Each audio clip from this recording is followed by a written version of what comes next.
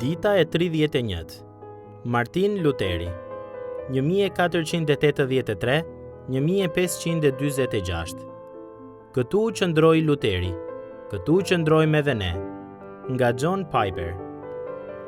Një prej zbulimeve të mëdha të reformimit, një zbulim ky i lidhur në mënyrë të veçantë me Martin Luterin, ishte që fjala e Perëndis vjen te ne në formën e një libri dhe ky është Bibla. Luteri e kapi dhe u kap fort pas këtij fakti të fuqishëm. Perëndia e ruan përvojën e shpëtimit dhe të shenjtërisë nga një brez në tjetrin, përmes një libri zbulese, dhe jo përmes një peshkopi në Rom.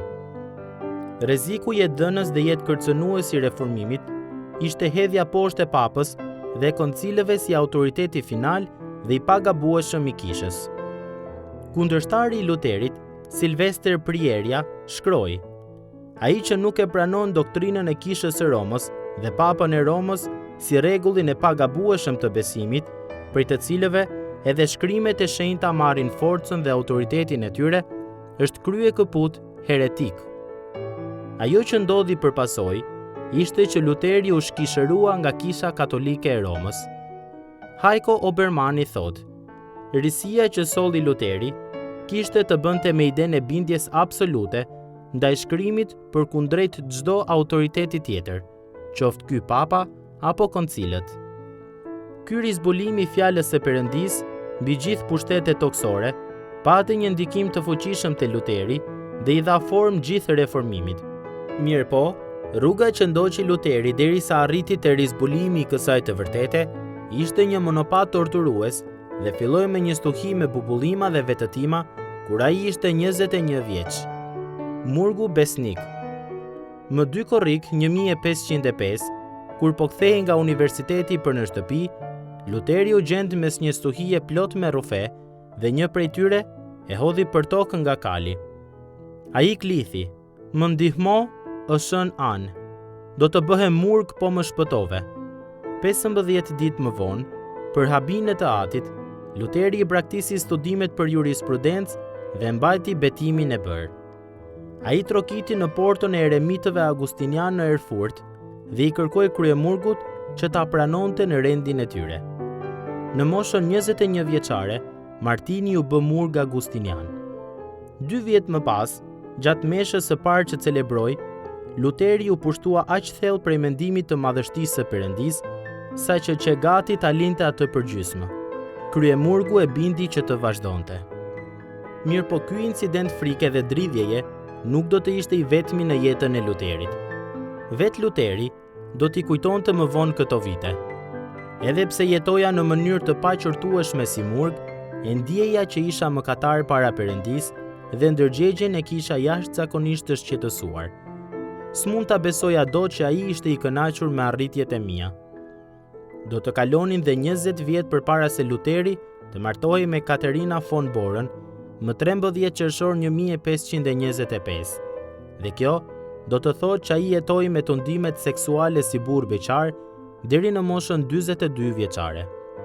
Mirëpo, kur isha në manastir, tha ai, nuk mendoja për gratë, paran apo pronat. Përkundrazi, zemra ime dridhej dhe trazoi për faktin nëse Perëndia do të më jepte hirin e tij apo jo. Ai digjej nga dëshira e zjarrt që të përjetonte lumturinë e favorit të Perëndis. Nëse do të mund ta besoja që Perëndia nuk ishte më i zemëruar me mua, do të qëndroja përmbys mbi kokë nga gëzimi, thoshte Luteri në lidhje me atë kohë. Lajmi i mirë, drejtësia e Perëndis. Në vitin 1509, mbikëqyrësi, këshilltari dhe miku i dashur i Luterit, Johann von Staupitz, e lejoi Luterin të jepte mësim Biblën në universitet.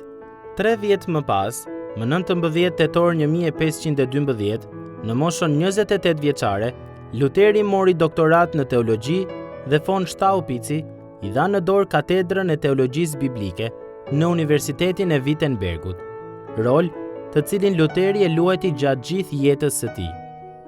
Ndërsa Luteri u fut punës për të lexuar, studiuar dhe mësuar shkrimin në gjuhët origjinale, ndërgjegja e tij e trazuar po vlonte nën sipërfaqe.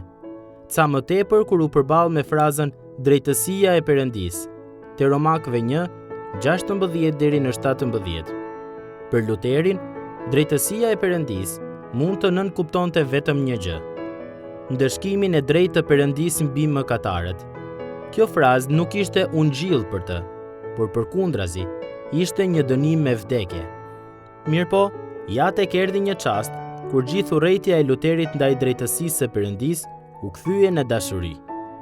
Ai kujton: "Më në fund, fal mëshirës së Perëndis, teksa përsiatja ditë e natë, i kushtova vëmendje kontekstit të fjalëve. Do me thënë, sepse drejtësia e Perëndis është zbuluar në të prej besimit në besim, siç është shkruar: I drejti do të jetojë prej besimit." Dhe ky është kuptimi. Drejtësia e Perëndis zbulohet përmes ungjillit, do me thënë, drejtësia pasive me të cilën Perëndia i mëshirshëm na drejtëson përmes besimit, sikurse është shkruar: I drejti do të jetojë prej besimit. Dhe kështu Luteri nxori këtë përfundim. Në këtë çast, u ndjeva sikur kisha lindur për së dyti dhe sikur po hyja në parajs përmes portave të hapura. Qëndrimi mbi librin. Luteri nuk ishte pastori i kishës së qytetit të Wittenbergut, por shërbeu përmes predikimit së bashku me pastorin, shokun e tij, Johann Buchenhagenin. Historia jep dëshmi se sa plotësisht i përkushtuar ishte ai ndaj predikimit të shkrimit të shenjtë. Për shembull, në vitin 1522, ai dha 117 predikime. Një vit më pas, prej gojës së tij rodhën 137 predikime. Në vitin 1528, predikoi pothuaj 200 herë, ndërsa nga viti 1529 na kanë ardhur 121 predikime. Prandaj, mesatarja e atyre 4 viteve ishte një predikim çdo 2 ditë e gjysmë. Gjatë 28 viteve të ardhshme, Luteri do të predikonte me mijëra predikime. Do të botonte qindra pamflete dhe libra, do të zhvillonte debate të panumërta, si dhe do të këshillonte një numër shumë të madh qytetarësh gjerman, dhe e gjitha kjo u bë me të vetmin qëllim për të përhapur lajmin e mirë të drejtësisë së Perëndis te një popull i burgosur nën sistemin e arritjes së shpëtimit me anë të meritave të tyre. Gjatë gjithë këtyre përpjekjeve, Luteri kishte vetëm një armë përmes së cilës do ta shpëtonte ungjillin nga shitja si një mall i rëndomt në tregjet e Wittenbergut. Dhe kjo armë ishte shkrimi. Ai i dëboi këmbyesit e parave, shitësit e indulgjencave. Me Biblën kam gjikun e fjalës së Perëndis. Në vitin 1545, një vit para se të vdiste, Luteri deklaroi me një forcë skumbuese: "Kush dëshiron që Perëndia t'i flasë, le të lexojë shkrimin e shenjtë. Vetëm këtu, në faqet e Biblës, Perëndia flet me autoritet përfundimtar. Te shkrimi gjendet autoriteti më i lartë për besimtarët. Vetëm nga shkrimi rrihet dhurata e drejtësisë për mëkatarët që po rendin drejt ferrit." Luteri jetoi sipas këshillës që dha. Në vitin 1533 ai shkroi: "Për vite me radhë kam lexuar Biblën 2 herë në vit.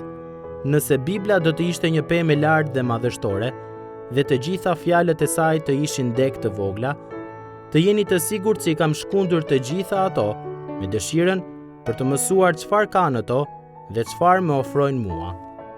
Obermani thotë që Luteri e bëri këtë gjë për të paktën 10 vjet. Bibla ishte bërë më e rëndësishme për Luterin se sa gjithë shkrimet dhe komentaret e etërve të kishës. Këtu qëndroi Luteri, këtu qëndrojmë edhe ne. Jo mbi shpalljet e papëve, apo mbi vendimet e koncilëve, apo mbi rrymat e mendimit të një epoke atë një tjetre, por mbi atë fjalë e cila qëndron mbi gjithë pushtetet toksore, mbi fjalën e gjallë dhe të përjetshme të Perëndisë. Soli Deo Gloria.